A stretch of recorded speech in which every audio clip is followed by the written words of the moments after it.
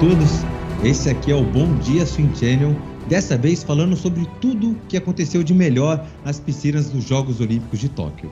A Swim Channel elege o top 5 na natação masculina, melhor atleta, melhor prova, revelação, quem foi o melhor nadador brasileiro, tudo aqui no programa. Ao meu lado, Catarina Ganzelli. Bom dia. Bom dia, Patrick. Bom dia a todos que acompanham a Swim Channel.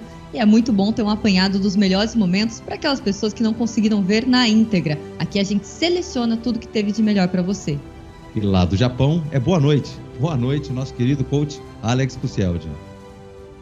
Boa noite, amigos. Olha, agora chegou a vez das mulheres, né? A gente já fez o destaque para os homens. Coach. A gente está fazendo o replay dos homens, entendeu? Mas se pá deu, vê com o Richard aí. Peraí, deixa eu explicar. Explica aí, Richard. Oi, não, é o seguinte, coach, você faz o seguinte, ó. Assim, olá, Patrick, tudo bem? Tudo maravilhoso. Você só vai repetir é só essa primeira parte do primeiro programa, só isso. Entendi, é do masculino mesmo. É só para pegar uma partezinha para ficar melhor, tá bom? Mas, Richard, essa parte já não deu ou ainda faltou um pouquinho do coach ali? Porque a entrada o coach só entra assim, olá, pessoal, tudo bem? Hoje nós vamos falar sobre o masculino, beleza, com você, Patrick. Aí você fala assim, bom, vamos ver o top 5. Acabou, é só isso. Tá bom. Acabou. Tá bom? Peraí.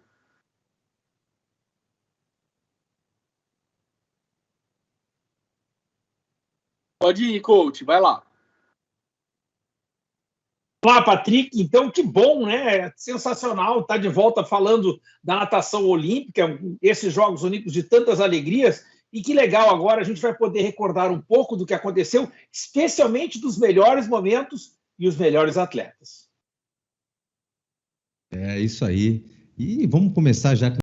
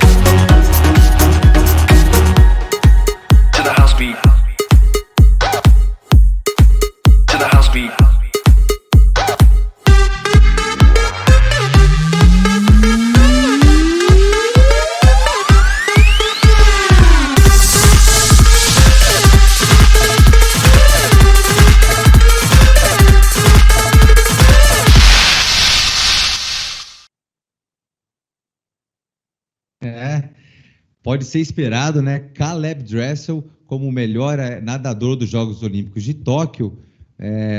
Parece que é uma decisão fácil, mas não é. O Adam Pitt, ele que em 2016 teve uma controvérsia se ele tinha sido o melhor atleta dos Jogos ou o Michael Phelps. O Michael Phelps é um multimedalista e o Adam Pitt é uma unanimidade em sua especialidade. 4, 5 anos depois, né, ele enfrenta um novo multi-americano que nada 70 provas e ele continua sendo uma unanimidade em sua especialidade. Não é fácil escolher, né, Catarina? Eu sinto que o maior desafio quando a gente vai falar sobre o melhor atleta é o que conta mais, né? O desempenho individual em uma prova ou uma performance completa, uma supremacia entre todas as provas. Então, é bem difícil mesmo, mas ao meu ver, né? O Adam Pitt, ele é recordista mundial, mas ele não teve quebra de recorde mundial nessa competição. Já o Caleb Dressel, que já detinha um recorde mundial, fez uma das 2 quebras de recorde mundial que teve em provas individuais durante todo o campeonato. Que era dele mesmo. Assim como o Adam Pitt. O Adam Pitt detinha um recorde, mas não abaixou. Coach, difícil escolher, né? O Adam Pitt, tem muitos nadadores que eu considero como o melhor nadador da atualidade. Então, realmente escolher entre entre esses 5 foram de tantos nomes que são realmente... Tirar Kyle Chalmers dessa lista foi muito difícil. Ele que foi retirado aos 47 do segundo tempo, coach. Se você tivesse Adam Peary batido o recorde mundial, eu até acho que ele poderia ser considerado, mas na medida em que o Caleb Dressel ganhou 3 provas, né, individuais e ainda bate um recorde mundial, eu acho que é meio que incontestável essa disputa. Se o Adam Peary tivesse batido um recorde mundial, eu até poderia considerar. E mesmo assim, o fato de ele ser bom só em uma prova é uma escolha dele, né? Se ele quisesse, ele podia nadar outra prova, né? Então, eu acho que o que coloca o atleta no alto é a medalha de ouro olímpica. E o que coloca mais no alto é o recorde mundial. Se o Caleb Dressel conseguiu as 2, eu acho que não tem nem o que discutir. Legal, né? Aí uma homenagem a Christoph Mlach, nadador de borboleta completo, não tenho o que discutir, nadou muito bem as 2 provas de borboleta, né? Proporcionalmente, para o tempo que ele vinha fazendo na temporada, nadou 100 melhor que os 200. Exatamente, ele que teve um ocorrido antes dos 200, né? Teve o traje rasgado, teve que trocar de traje em cima da hora, ficou até insatisfeito ali com o resultado, todo mundo comentou a expressão dele no final da prova, então quem sabe ele também não tivesse uma disputa um pouquinho maior ali nas posições, se não tivesse acontecido esse ocorrido antes do 200 Borbo, que é a principal prova dele. Já o 100 ele surpreendeu pressionando fortemente Caleb Dressel na prova que ele era mais favorito. Eu vou falar o ocorrido. O ocorrido foi que a bermuda dele rasgou. Não é incomum um atleta rasgar a bermuda momentos antes da prova, dele rasgou, ele ficou bem nervoso, mas assim, nos grupos de natação o pessoal até comentava, né, coach? Pô, vai de sunga, você vai ganhar de qualquer maneira, se você for de sunga e sem touca, esse vídeo aqui vai viralizar para o resto da história da natação. Ele queria o recorde mundial, estava na cara que ele queria o recorde mundial, não bateu e ele ficou chateado por conta disso. Agora, Patrick, me corrija se eu estiver errado, mas a vitória dele dos 200 borboleta foi a maior vantagem para o segundo colocado entre todas as provas individuais. Confere? Acredito que sim. Realmente, já era a medalha de ouro mais cotada, né? Mas é muito expressivo o Christoph Mlach, muito. É muito expressivo. Gente, isso ele não só se estabelece cada vez mais como o melhor da prova, como parece não ter ninguém próximo por ameaçá-lo. E não existe isso em nenhuma outra prova. Mesmo que o Adam Peary seja absoluto, o mais próximo concorrente dele está a 1 segundo. A 1 segundo, né? Ou até menos de 1 segundo, não lembro agora de cabeça qual foi a diferença, mas, de qualquer forma, essa diferença que o Mlach tem conseguido impor aos seus adversários realmente é fora de série. Vamos falar de emoção agora? Emoção realmente é o que conta nos Jogos Olímpicos. E agora vem o Top 5.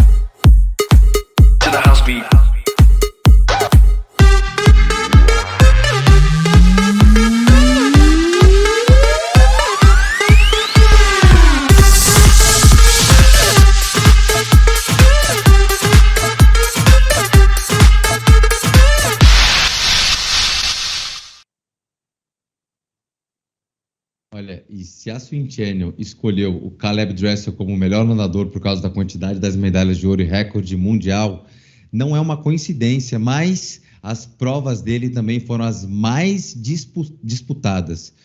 O Caleb Dressel teve que mostrar tudo o que sabe para vencer as provas de 100 metros, coach. Essa prova do 100 livre, ela tem uma característica realmente fora de série, né? Porque ela foi a mais forte da história para passar da eliminatória para a semifinal, a mais forte da história para passar da semifinal para a final, e na final você teve o campeão e o vice, que teriam sido campeões, né, em todas as Olimpíadas, e o terceiro colocado, que eu acho que só perderia para o campeão de Pequim 2008, o terceiro. Então foi uma prova realmente muito forte, muito forte. E uma coisa bacana ainda desse 100 livre, Patrick, a média de idade, gente, 20 anos de idade. Ou seja, esses caras, todos eles vão estar em Paris, todos. É uma prova muito boa, muito forte. E é aqui um parabéns, viu? E aí eu vou fazer um parabéns à nossa produção aí, porque as imagens escolhidas deu uma saudade da Olimpíada de novo. Muito bem selecionadas as imagens. Parabéns à produção. Já deu saudade, o 100 livre e o 100 boro foram emocionantes, mas também o 4x200 livre. Ver a Inglaterra já caindo como favorita e vencer a prova, e na mesma prova, infelizmente ou não infelizmente, não tem torcida contra a favor. Os Estados Unidos não subir no pódio, o 4x200 entrou nas melhores provas. É chocante a gente ver os Estados Unidos fora do 4x200. Eu não lembro a última vez que isso aconteceu. Nunca aconteceu. Por isso mesmo. Mas eu acredito que assim, a soberania da Inglaterra, né, da Grã-Bretanha, porque eles nadam todos juntos, que teve já o campeão e vice na prova individual dos 200 livre, era algo completamente esperado e um show que todo mundo queria ver já. O campeão e vice, o ex-campeão mundial, né, que é o James Guy, o homem revezamento. Então, tem que enquadrar essa foto, porque a Inglaterra aí produziu... A gente sabe todos os méritos, que não é de hoje que a Inglaterra, a Grã-Bretanha, trabalha aí na base da natação, e aí estão colhendo frutos. Parabéns, que prova sensacional esse 4x200 livre. Vamos então, assim, Olimpíada sempre é momento de revelação, tem grandes nomes, pessoas que não estavam entre os favoritos, vão lá, arrancam aquela medalha de ouro que você fala, da onde...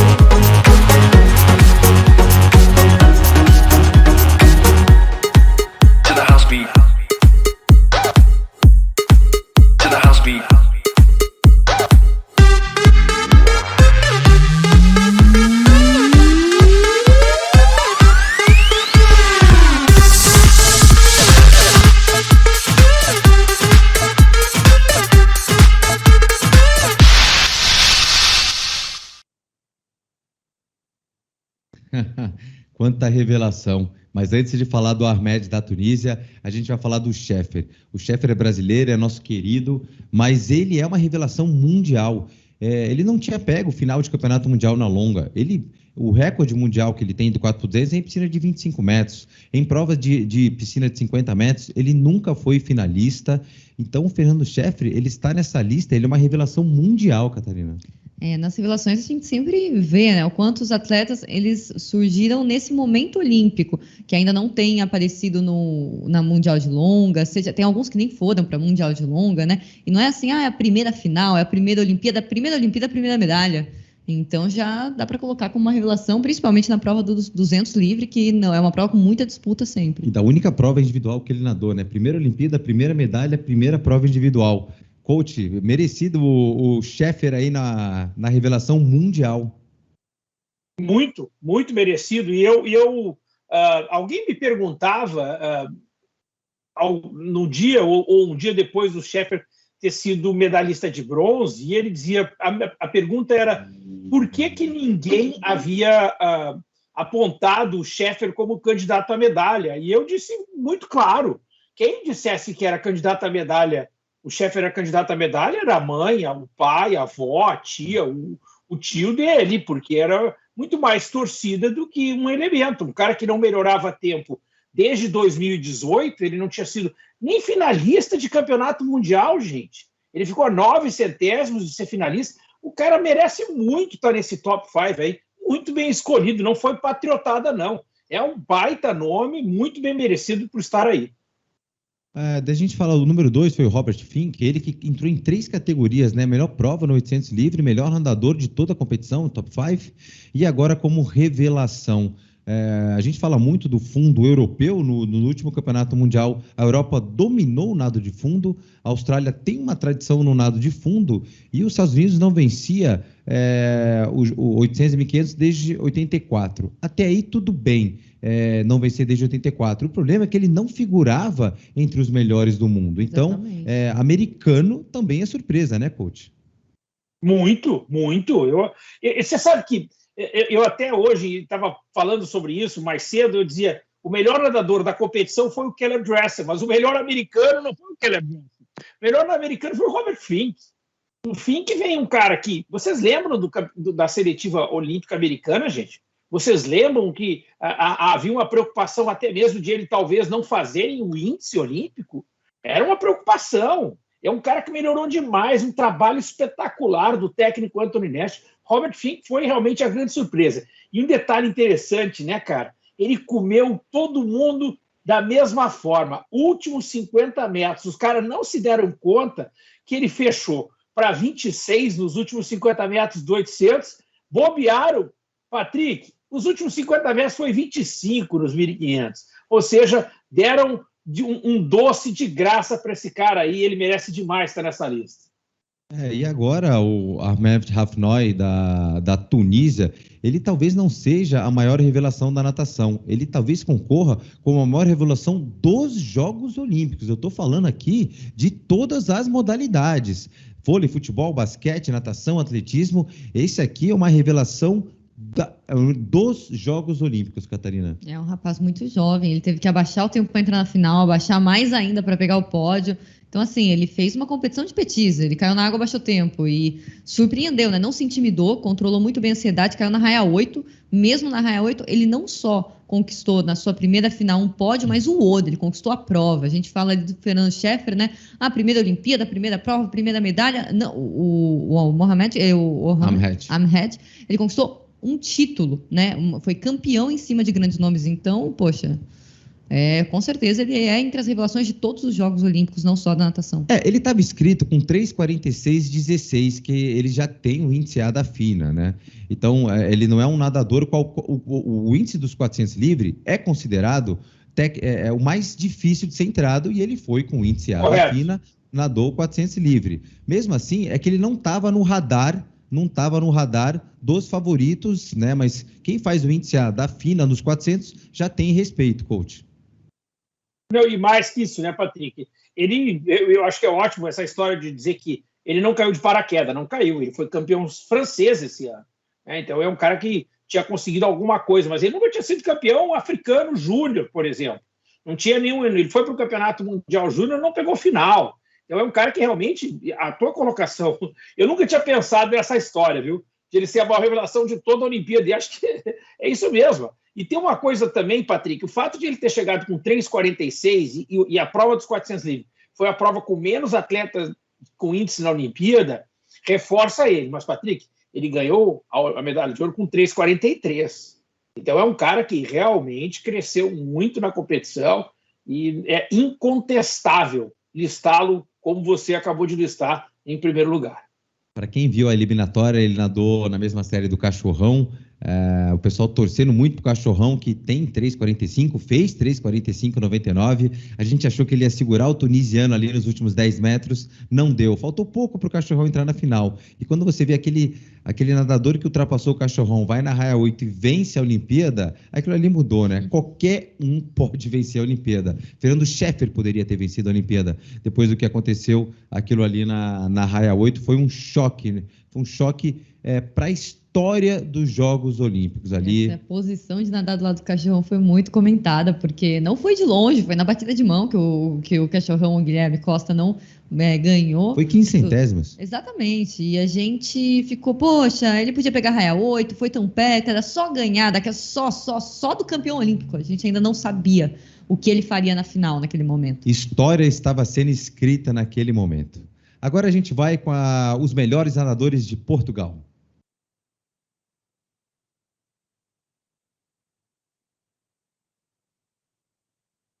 Oi, pessoal. O de Portugal a gente não tem, a gente só tem as fotos, tá bom? Mas aliás, você quer pular? Você quer que eu faço uma inserção de um top 3 aí, tá? Aí eu já entro, tá bom? Porque assim, a gente tem essa vantagem de, como é gravado, a gente pode conversar. Tá, mas assim, o de Portugal são só 3, eu sei que tá estranho, né? Mas só tem 4 nadadores. Vamos continuar com Portugal, coach, ou corta Portugal? Não, coloca Portugal sim. Faz o seguinte, olha, imagina que tem o top, a gente vai fazer um top 3, aí você fala assim, desse daí você deve ter percebido uma diferença, que só tem 3 nadadores, aí você explica, tá? Tá bom? Comigo aqui, José Gabriel Lopes. Richard, só bate os nomes que você tem aí com os nossos. José Paulo Lopes em primeiro, Gabriel Lopes em segundo, Francisco Santos em terceiro. Calma. Pera lá. Francisco Santos em terceiro, Gabriel Lopes em segundo, João Paulo Lopes em primeiro. Perfeito, é isso. Porque, rapidinho, o que a gente passou tá Caio Chalmers em quinto. Quando eu vi o vídeo, eu assustei. Tem que conferir com o Richard, o que ele tem lá e o que tá aqui. Tá bom. Tá feito o Portugal aqui. Então vamos lá, vou falar como se eu tivesse voltado, tá? Tá, pera só um minutinho. Já que a gente tem essa vantagem, eu posso me preparar aqui. Pera. Deixa eu trocar aqui a coisa. Então fala com o coach, tá tranquilo. Já passar bem rápido. Tá? Pode voltar. E esse aí são os 3 melhores nadadores de Portugal. Portugal que, entre janeiro e o início dos Jogos Olímpicos, teve diversas competições, foram várias tentativas de índice olímpico. Eu acho até que eles fizeram tempos bons antes da Olimpíada, porque precisavam fazer o índice A. Na prova de 800 livre, a gente já via acompanhando a evolução do recorde português com o José Paulo Lopes. E ele piorou o tempo na Olimpíada, foi para 7,56, mas realmente, não só pela Olimpíada, o tempo que ele veio fazendo, a melhora que foi realizado na prova dos 800, foi interessante, coach, para o nadador português que realmente fez história para o 800 livre ser a primeira vez que começa nos Jogos Olímpicos. Pelo tempo que ele tinha feito, ele piorou um pouco, mas 7,56 ainda é um tempo de respeito. Eu acho que é importante também até o nosso próprio, as pessoas que nos acompanham até entenderem essa nossa filosofia de dar uma cobertura maior a Portugal. Portugal é um mercado muito bom, a gente quer aproximar. Portugal foi muito importante para a preparação da natação brasileira nesses últimos anos e vai ser ainda mais para Paris 2024. Pode ter certeza de que Rio Maior e o Jamor serão locais de que o Brasil vai estar lá na natação, nas águas abertas. Então, essa aproximação com Portugal ela é boa, né? Para a Switcheno, para a natação portuguesa e para a natação brasileira. E houve, nessa Olimpíada, uma quantidade boa de presença de nadadores. Nós tivemos algumas melhoras de tempo, especialmente na prova de medley, nós tivemos melhora de tempo, melhora de marca pessoal, sem ter recordes nacionais batidos. Porém, eu acho que estamos num caminho. Hoje nós não vamos falar do feminino, mas no feminino nós tivemos um registro histórico, depois no próximo programa nós vamos falar, mas eu acho que Portugal está no caminho certo e mais. Aqui, Patrick, eu acho que vale fazer um registro, é importante pela contratação do Albertinho para ser o head coach da seleção portuguesa. É um investimento grande que a gente sabe que a Federação Portuguesa vai fazer e eu tenho certeza de que vocês vão falar muita coisa e muita coisa boa de Portugal nesses próximos anos. Lembrando que em setembro ainda desse ano, o mês que vem, eu e a Catarina estaremos lá para cobrir algumas provas de águas abertas do Campeonato Português, com destaque para 1000. E agora vamos de América Latina. Vamos para os melhores da América Latina nos Jogos Olímpicos de Tóquio 2020.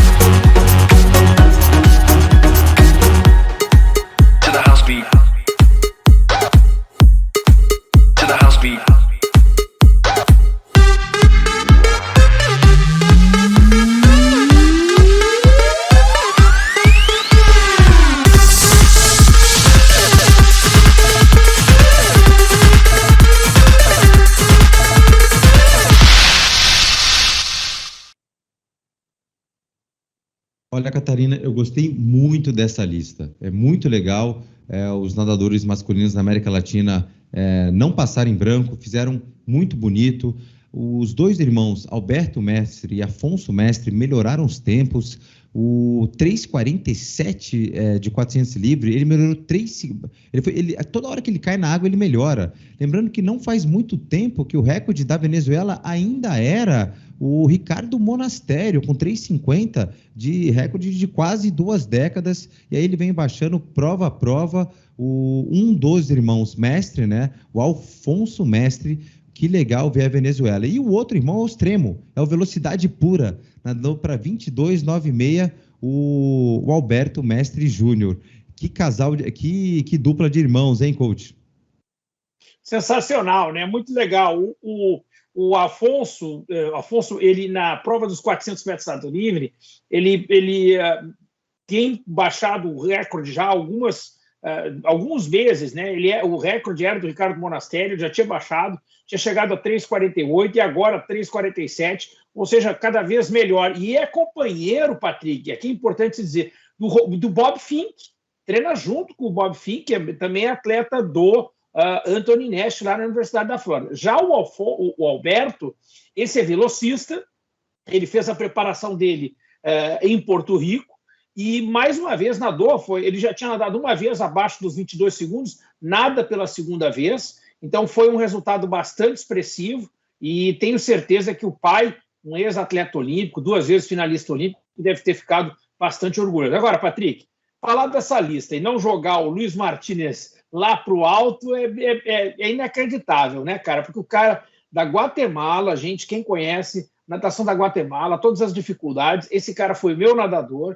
não era o que ele é hoje, não representava o que representa hoje, não tinha esse talento que a gente vê hoje, e eu tenho muita humildade para te dizer isso, não posso aqui mentir para ti, eu já via muito talento, mentira, não via mesmo não, é de muito esforço mesmo, muito trabalho, muito treinamento, e aí está aí provando, o cara chegou a uma final olímpica, era o nadador mais velho da final, né? Então, ou seja, não foi tão simples para chegar ali, é a segunda Olimpíada dele e enche muito de orgulho a nação e toda a América Latina. O Luiz Martínez, toda hora que ele caiu na água, ele melhorava o tempo. É legal a pessoa quando passa por essa fase. Então, ser finalista olímpico dos 100 metros nado borboleta tá de parabéns. Né? Quem acompanha ele, desde o vice-campeonato pan-americano dele, que realmente acendeu uma luzinha lá, ele conseguiu sempre manter uma consistência muito bom, e o 51 alto, 51 médio, 51,09, realmente, Luiz Martínez, parabéns aí. Então, esses são os atletas top 5 da América Latina, excluindo o Brasil, que agora chegou a vez do...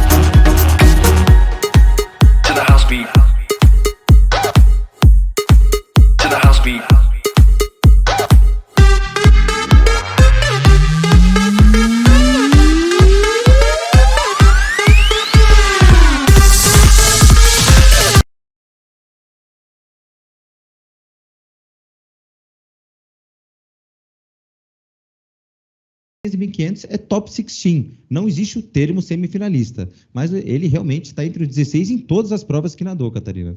Exatamente, se você fosse ver uma classificação por provas individuais em um nível de eficiência, de colocação em todas as provas individuais, o Guilherme Costa estaria em primeiro.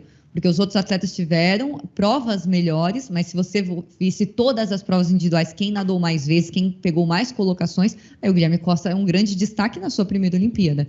E agora eu vou falar do veterano também, Léo de Deus. O Felipe Lima, ele tem 36 anos e o Léo de Deus também é um veterano e realmente ele entrou com tudo, fez o melhor tempo da vida dele, né? Nadou para 1,54 2 vezes, ele nadou na raia 5 da final, grande esperança de medalha, chegou em 6º lugar, é sua primeira final olímpica, mas que apresentação do Léo de Deus, coach.